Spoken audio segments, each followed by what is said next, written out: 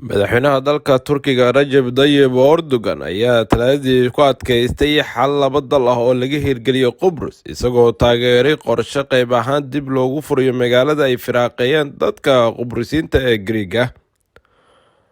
Khudbad uu Erdogan ka jeediyey waqooyiga magaalada kala qaybista ee Nicosia ayaa astaan u noqotay tallaabo loo qaaday dib u furista magaalada cidlada noqotay ee Furusha, taasoo ka hor imaaneysa qaraarkii qaramada midoobay iyo midoogii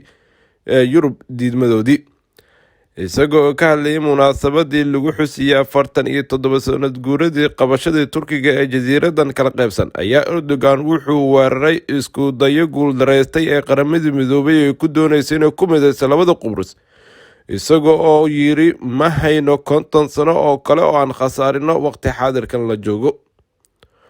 Isagoo hadalkiisa sii wata waxa uu yiri wax horumar ah lagama gaari karo wadaxaajoodida haddii aan la qirin buu yiri inay jiraan laba shacab iyo laba dal oo isku xuquuq ah, isagoo si adag u weeraray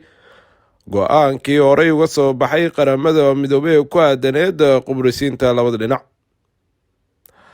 Jasiiradan ayaa u kala qaybsan Jamhuuriyadda Qubrus ee maamulaan dad Giriigga iyo Jamhuuriyadda Turkishta ah ee waqooyiga Qubrus ay aqoonsan tahay oo keliya Ankara. Hogaamiyaha Qubrusta Turkishta ayaana waxa uu xulufo yihiin Erdogan, islamarkaasna taageera xal laba dal ah intii labada Qubrus la midayn lahaa, ayaa waxa uu sheegay in si bilow ah 7.5 boqolkiiba magaaladaasi looga saarayo xaaladda militariga.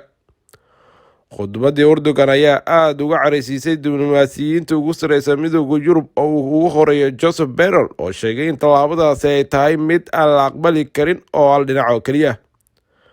Wasaaradda arrimaha dibadda ee Turkiga ayaa durbo u jawaabtay kuna eedeysay Borrell inuu u dhaqmayo sidii afhayeenka iyo ololeyaha maamulka Qubrusiyiinta Giriigga ah. Sidoo kalena dowladda Mareykanka ayaa cambaareysay qorshaha Tarar iyo Erdogan, iyada oo xogeyaha arrimaha dibadda Antony Blinken uu bayaan uu soo saaray ku sheegay in tallaabadaasi ay si cad u waafaqsaneen buu yiri qaraarkii golaha qaramada midoobay ee hore loo gaaray. Dowladda Mareykanka waxay ficilada Qubrusiyiinta Turkishka ah ee Furusha iyadoo taageero ku helaysa Turkiga u aragtaa daandaansi aan la aqbali karin oo aan la jaanqaadi karin buu yiri ballanqaadyadoodii hore ahaa inay wax xal ah ku ool ah uga qaybgalayaan wadahadal xal u ah labada dhinac, ayuu sii raaciyey xogeyaha arrimaha dibadda ee Mareykanka. Iyadoona hadalkii ka soo baxay madaxweynaha dalka Turkiga Rajab Tayyip Erdogan uu egyahay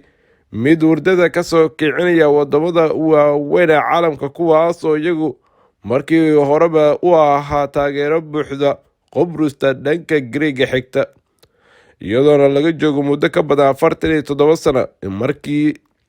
la sheegay in la mideyn doono Qubrusiyiinta labada dhinac ee Giriigga iyo Turkiga, balse taasi waxay noqotay mid aan suurtagal geli karin, iyadoona ilaa hadda aan wax xal ah laga gaarin dhinacyada, inkastoo ay dhinaca Qubrusiyiinta Giriigga ay noqotay magaaladaasi mid gebi ahaanba faaruqsan. Xal u helidda labada dhinac ayayna ku xiran tahay baa yiri sidii loo wada hadlo dhinacyadu ay uga wada hadli lahaayeen, taas oo ay ku xiran tahay dadka shacabka ah ee degan labada dhinac. Inkastoo Qubrusiyiinta dhanka Turkiga ah iyagu taageero buuxda ay ka helayaan, madaxweynaha dalka Turkiga Rajab Tayyip Erdogan oo isagu doonayo in la mideeyo dhinacyada islamarkaasna loo kala qaado oo keliya laba dal oo ay u kala go-aan Qubrusiyiinta dhanka Turkiga iyo Qubrusiyiinta dhanka Giriigga, inkastoo taasi ay si adag uga soo horjeedaan xulafada waaweyn ee caalamka ugu horeeya Mareykanka iyo midowda Yurub.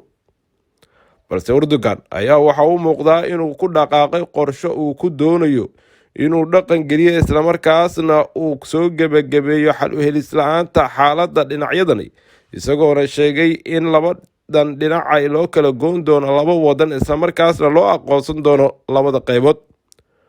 Erdogan ayaana tani haddii waxuu ku guuleysto waxay u noqon doontaa mid uu ku faani doono marka la gaaro ololaha doorashada guud ee dalkaasi iyo Turkiga, isagoona shacabka dalkaasi ka gadayo awoodda ah quwadda ah inuu soo celiyey dhulkii Qubrusiyiinta ee Turkida ee horey ay midowda Yurub ugu doodayeen inay iyagu leeyihiin.